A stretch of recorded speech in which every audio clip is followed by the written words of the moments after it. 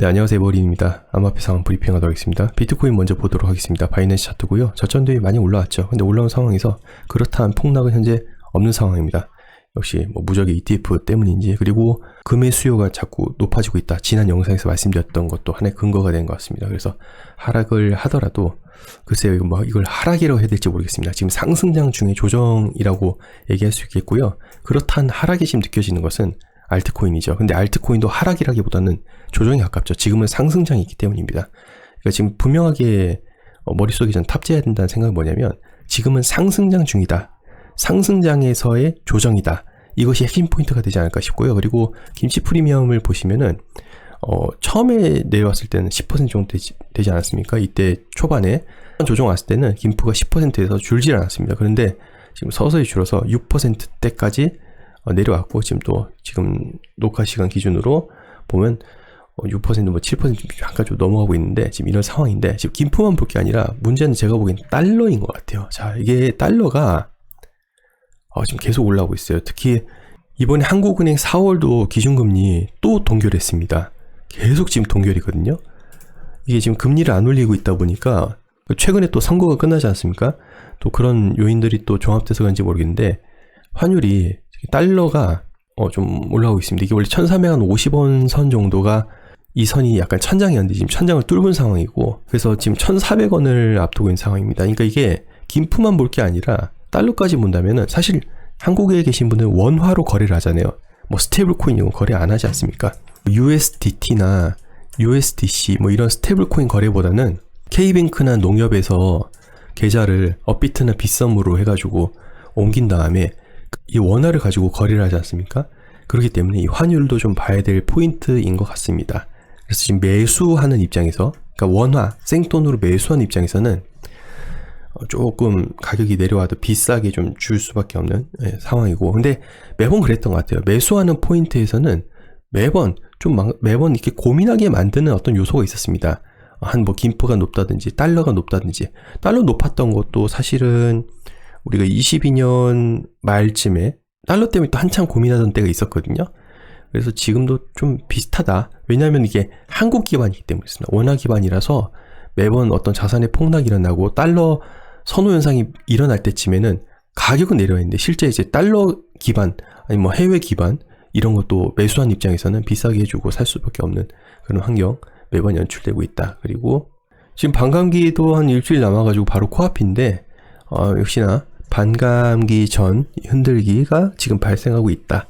근데 사실 반감기 흔들기라고 좀 못해요. 왜냐하면 비트코인 올라온 거 따진다면 지금 딱히 내려온 것도 아니고, 이 정도면 그냥 무난하다라고 저는 생각을 하고요. 그리고 문제는 알트코인이에요. 알트코인들이 이제 왜 이렇게 좀 힘을 못 쓰냐 그랬을 때는, 일단 올해가 상승장 좀 본격적으로 이제 비트코인 많이 치고 올라오면서 그 힘을 얻어서 알트코인들도 많이 또 전진을 했습니다. 많이 약진을 했는데, 그 비트코인 상승에 힘을 입어서 알트코인들이 많이 출시했고, 알트코인 버블이 엄청 일어났었죠. 그리고 사람들이 또 알트코인이라는 자신감들이 많이 또 넘쳐났던 또 때였습니다.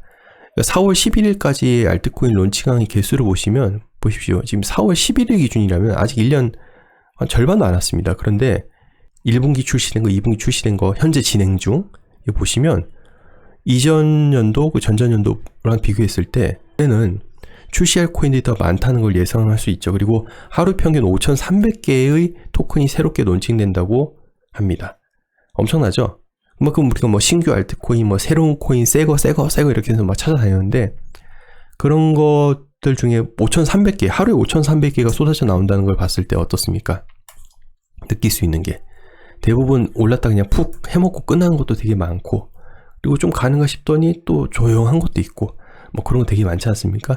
이 바람이 많이 불었어요. 신규 바람 많이 불고 했는데, 이게 보시면 사람들 마음이 참 많이 움직였던 게, 원래 비트 이더만 해라 하면서 초반에 이렇게 얘기했던 게 이젠 이 말 다 싹 사라졌죠. 그러면서 신규 알트 이런 걸로 포트폴리오 그냥 싹 다 바꾸는 분도 있고, 아예 버려버리고 그런 분도 많고, 이쪽으로 많이 자금이 쏠렸는데, 특히 여기에서 이런 것들은 여태까지 몇 번의 스트레스를 겪으면서 견고하게 다져지면서 올라왔던 건데, 신규는 그냥 나오자마자 빵 튀겨지고, 그렇다는 스트레스 테스트를 받은 적이 없지 않습니까? 이번에 이제 제대로 받다 보니까 더 큰 하락을 보여주고 있는데, 역시 신규 알트는 또 이게 할 때는 좋은데 이 조정장 맞을 땐 좀 쥐약이죠. 좀 하락률이 좀 세다. 원래 초반에 진입할 때부터 그런 거 다 알고 가는 거지 않습니까? 원래 그만큼 또 수익률이 또 있고 하니까 장단점이 있는 건데, 이런 부분에서 지금 문제가 조금 발생하고 있다. 그리고 현재는 포인트는 이건 것 같아요. 아까 초반에 말씀드렸지만 현재 상승장이다. 이게 제일 중요하다고 보고요. 사이클이 종료됐다. 전 그렇게 생각하지 않고요. 상승장 진행 중에 지금 조정 구간이 있고, 이 조정이 끝나면은 다시 상승할 수 있는 여력이 있다. 그에 대한 근거로는 금 가격이 오른 점, 그리고 중국의 통로죠.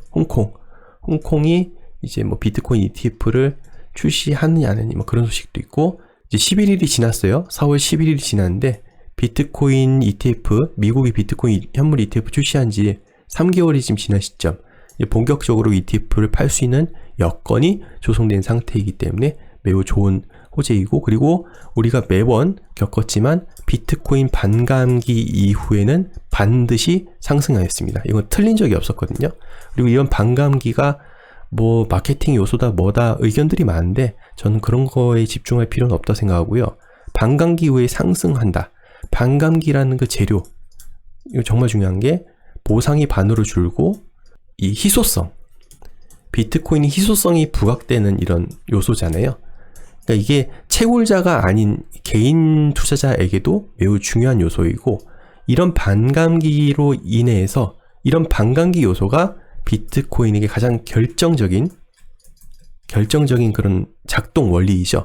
그러니까 이거를 너무 과소평가해서는 안 된다. 물론 반감기 이후에 드라마틱한 상승을 딱 20일 되자마자 바로 땅 하고 오를 수도 있겠지만 뭐 그렇지 않을 수 있습니다. 왜냐하면 반감기 됐다 해서 바로 오르지 않고 어느 정도의 또 좀 지루하게 만들다가 서서히 움직였기 때문이죠. 이유를 갖다 붙일 수 있어요. 지금이 뭐 이스라엘, 이란 뭐 전쟁, 미국이 뭐 지금 뭘 보내고 있다. 전쟁이 뭐 이게 고조화되고 있다.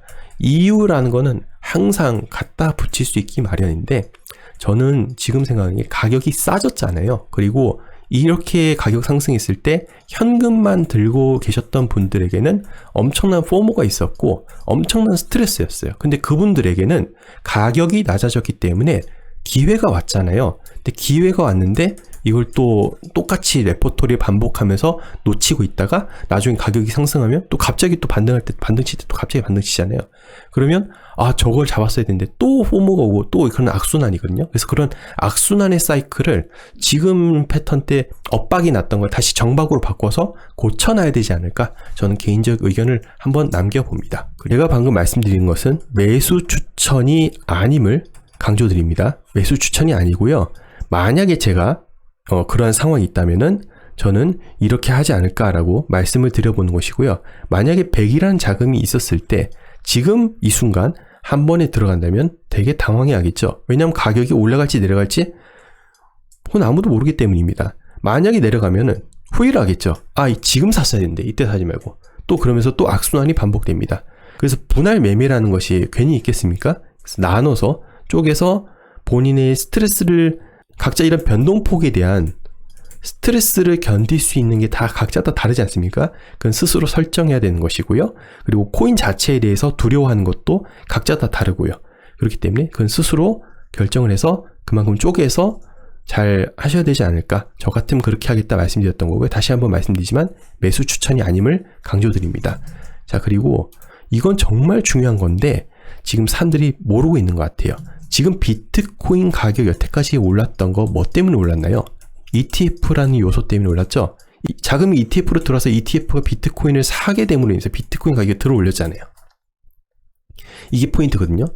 그런데 지금 알트코인은 어떻습니까? 알트코인 ETF가 있습니까? 현물 ETF 있어요? 없죠. 이더리움조차도 선물 ETF만 있지 현물 ETF 없습니다.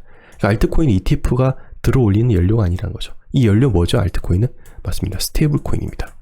스테이블 코인 모르시는 분도 꽤 많습니다. 왜냐하면 한국 거래소 기반으로 하신 분들은 스테이블 코인을 쓸 일이 없기 때문이죠. 대표적 스테이블 코인이 USDT, 테더, USDC, 서클에서 만든 거. 이게 대표적인 건데요. 이 스테이블 코인이 많아지고 그 스테이블 코인이 실제 알트코인 매수에 쓰인다면 그 알트코인 가격이 들어 올려지는 거잖아요. 그래서 이거 흐름이 되게 중요한데요. 전 지금 말씀드리고 싶은 게 바로 요 놈들입니다. RWA요. 이 RWA가 사람들은 대부분 RWA 관련 코인에서 그 관련 코인 찾기에 바쁩니다. 물론 이거 중요하죠.